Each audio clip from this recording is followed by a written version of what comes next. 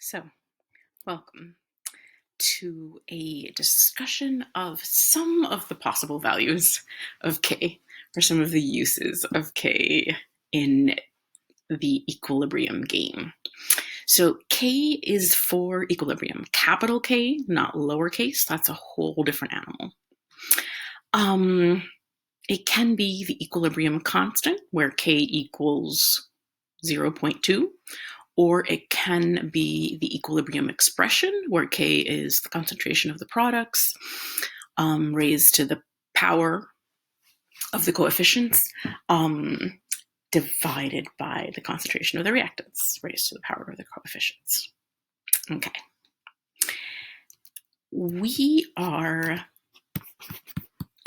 looking at a couple of different variations of K. So there's plain old K. There's KEQ, which is basically the same thing, and KC, which is basically the same thing. Those are equal to each other. Then there's KP, which is related to KC by this relationship, this RT delta N thing. So I'll talk about each one by one. So, reminder, in all of these, K is only concerned with the products and the reactants that are either dissolved in solution or gases. These are the two things that matter. These are the two things that collide enough to provide a forward and a reverse reaction. Okay, so K is a number that comes from this equation where you enter the equilibrium values of the concentrations of all the products and all the reactants. So hopefully this equation is familiar to you. The reactant, the product C raised to the power of the coefficient C, product D raised to the power of the coefficient D. Okay.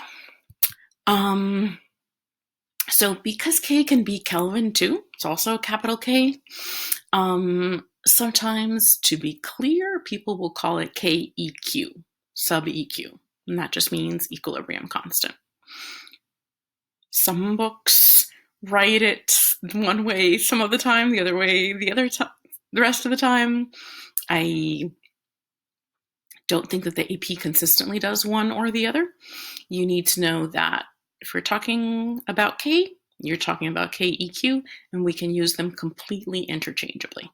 It just means the equilibrium constant for a specific reaction. Now, because K usually is about concentrations or molarities, that's what the square bracket means. It means the concentration, moles per liter.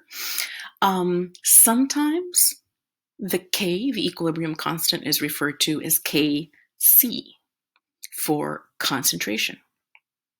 So K, KEQ, and KC, basically the same thing, the way we defined it at the beginning when we started defining this equilibrium business.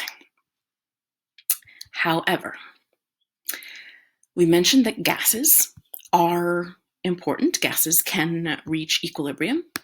But molarity isn't a normal way of measuring gases. The normal things that describe gases are pressure, volume, temperature, moles, not concentration. So, if all the relevant species are gases, what do I mean by relevant? I mean that if there's a solid in there, the solid doesn't matter because the solid does not go into the equilibrium calculation. So there can be a solid in there. What I can't have is a mixture of gases and dissolved things. Then I'm not going to talk about pressure. Then I'm most likely going to stay in the concentration game. So if all of the relevant species are gases, usually we'll use pressure because that's something that's much easier to measure physically for a gas. So when you plug in the equilibrium values of the partial pressures of all the reactants and all the products, you get KP, where KP is products over reactants. So the Kp for this reaction is the partial pressure of gas C raised to the power of C.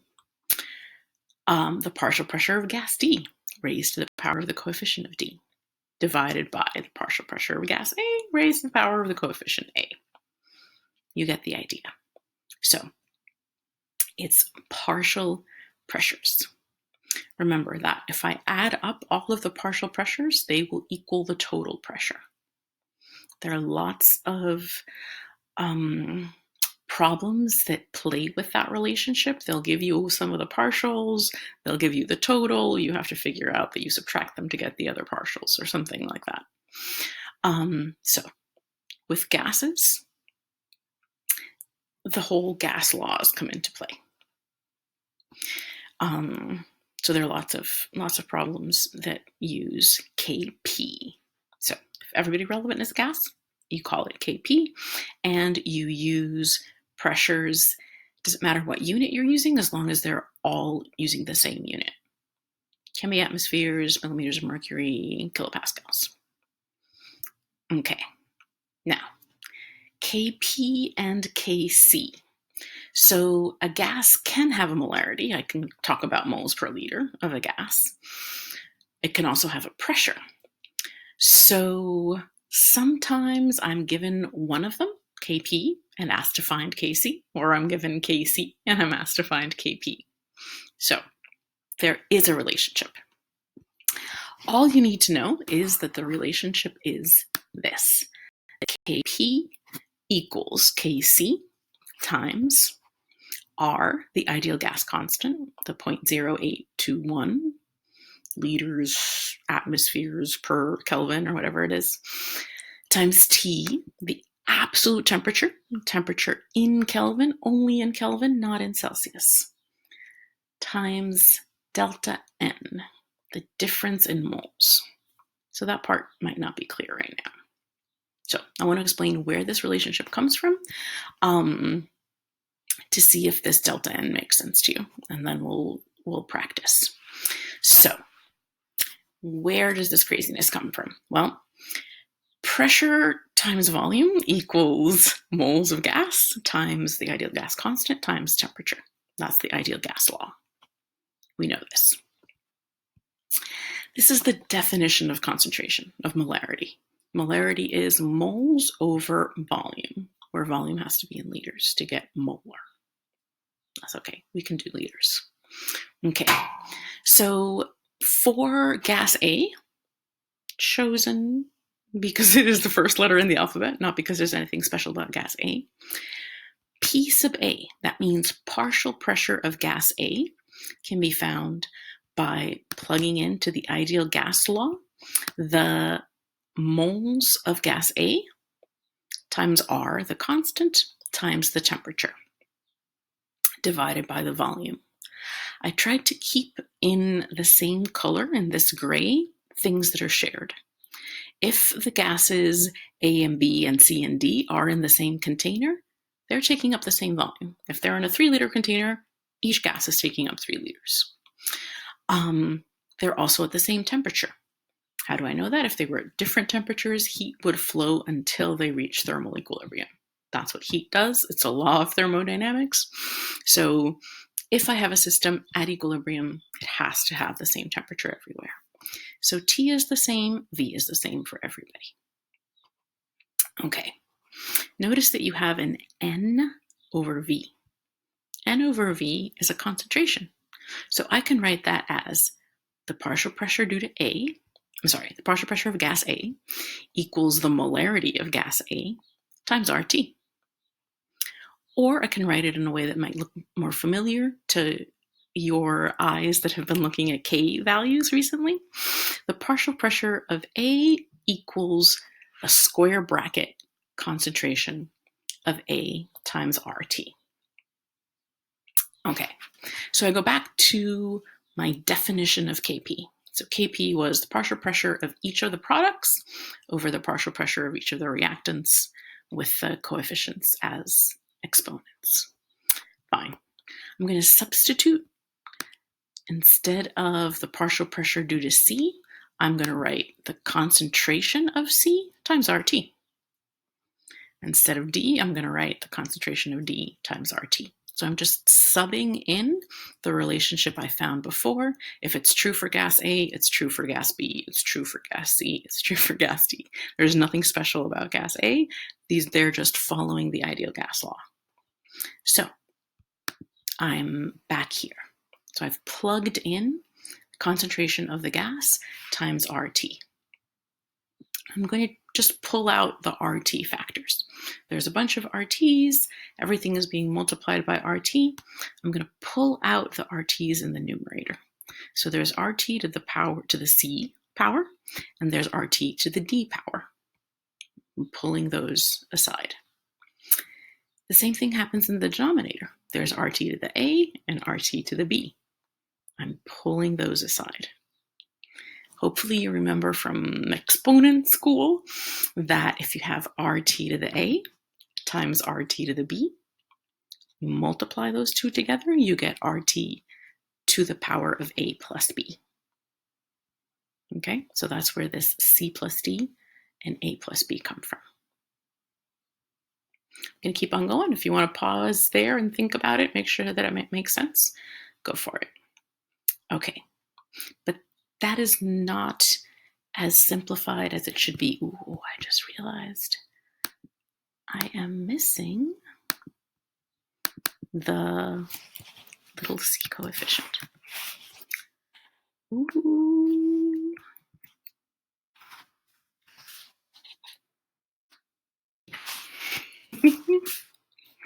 No, not a subscript, not a subscript.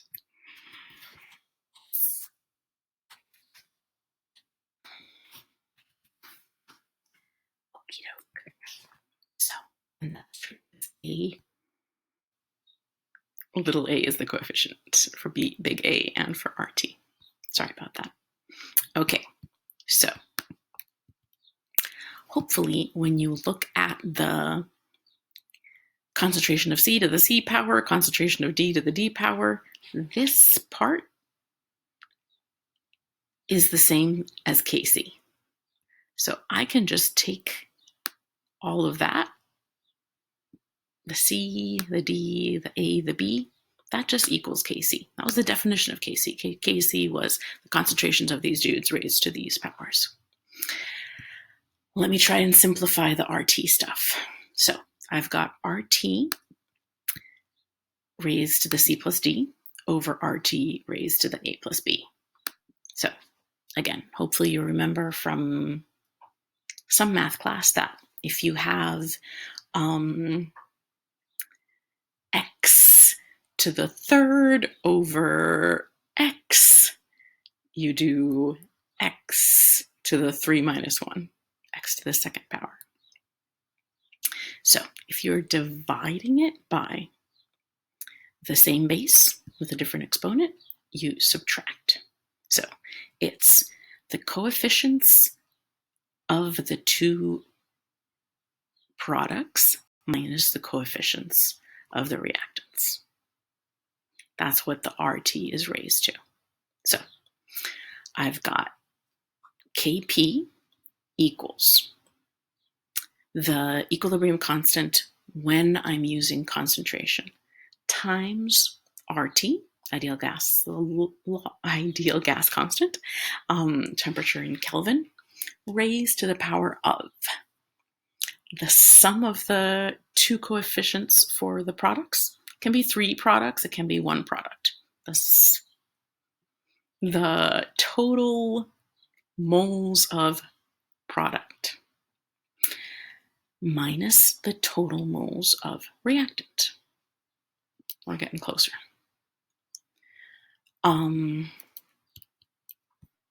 Unless I've clicked outside the thing, in which case I've gotten farther away. There we go.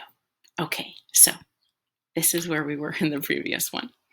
There's this moles of product minus moles of reactant, which I have written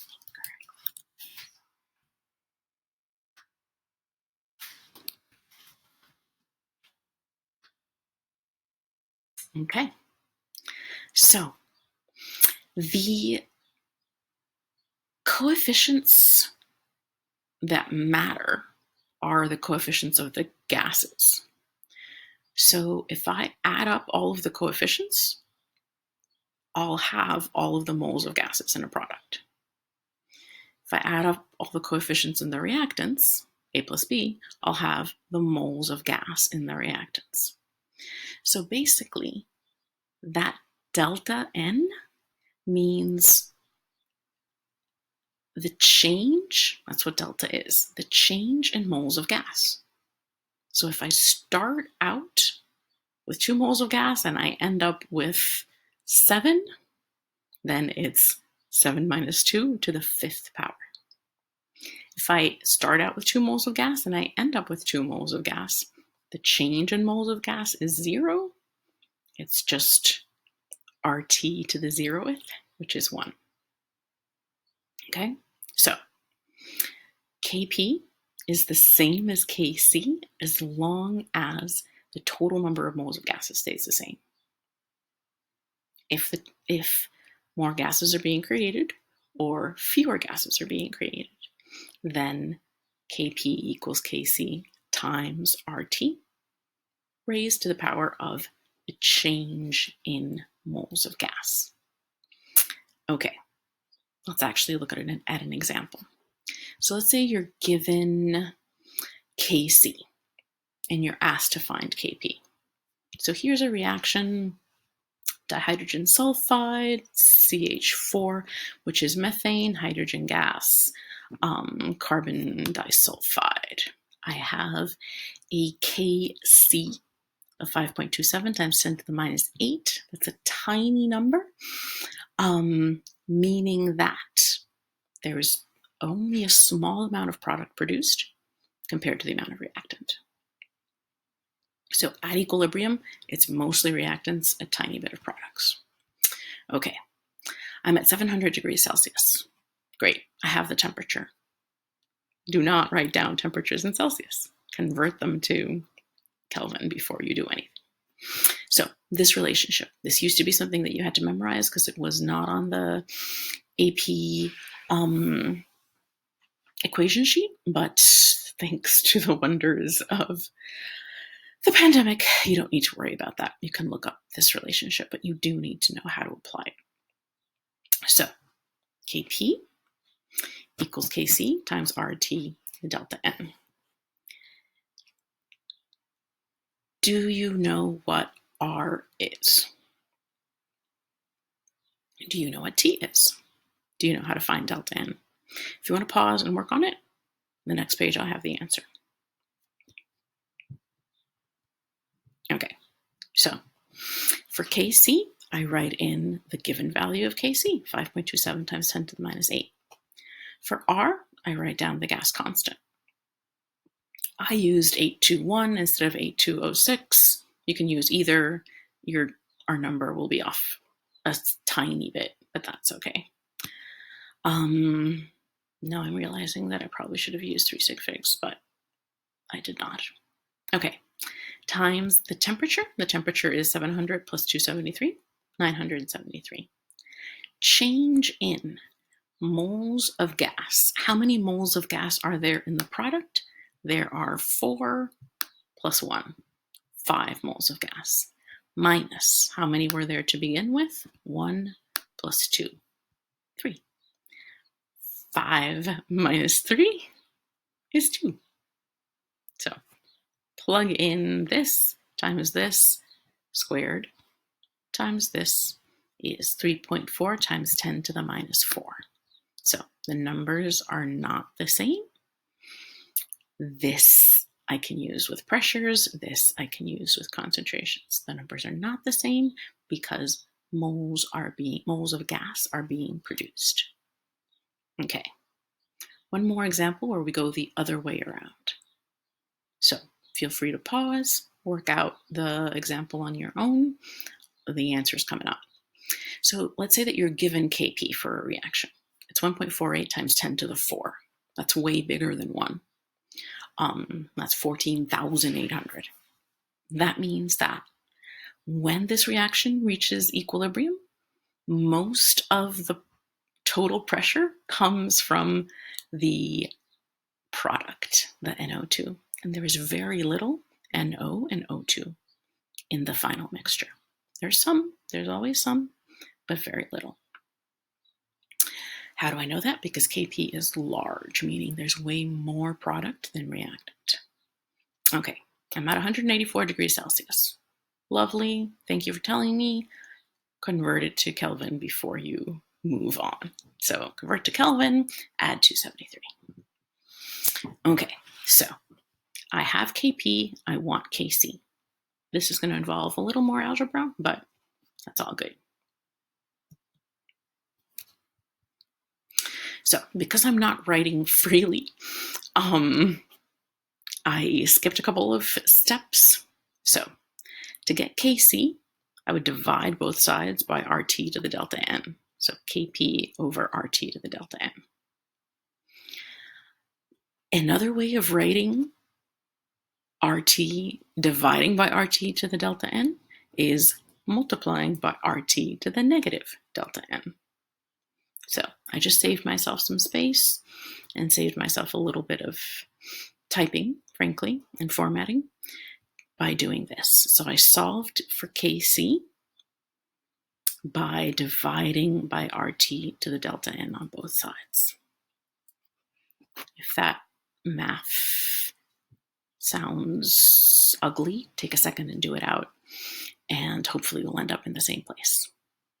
You don't have to use this particular method. You can write over RT to the delta n, and we should end up in exactly the same number. Okay, so for Kp, we plug in the value for Kp. For R, the constant. For temperature, 457. That's 184 plus 273. Minus the change in moles of gas. So in the product, there are 2 moles of gas. That's where that 2 comes from. Minus the moles of gas in the reactant. 3 moles of gas in the reactant. The negative, remember, comes from dividing by. Okay, so 2 minus 3 is negative 1. The opposite of negative 1 is 1. So I'm just doing Kp times RT. And I ended up with a Kc, so K in terms of concentration, of 5.55 times 10 to the 5th. Also a large number, also much greater than 1, meaning there's way more product than reactant. You should always be able to see that relationship, no matter whether you're in Kp or in Kc. Less than 1, more reactants, reactant favored. Much greater than 1, product favored. More products are made. Okay, so that was hopefully a clarification of why sometimes people will write KEQ. It's the same thing as K in terms of concentrations, which is the same thing as K. When we're talking about gases, because pressure is something legitimately easier to measure in terms of a gas, then you might need Kp. If you want to go back and forth between Kp and Kc, there's this lovely relationship where Kp equals Kc times RT raised to the power of the change in moles of gas. So the moles of gas in the product minus the moles of gas in the reactant. There we go. There's only one more K that we have to deal with this year, and that's KSP, but that is not for today.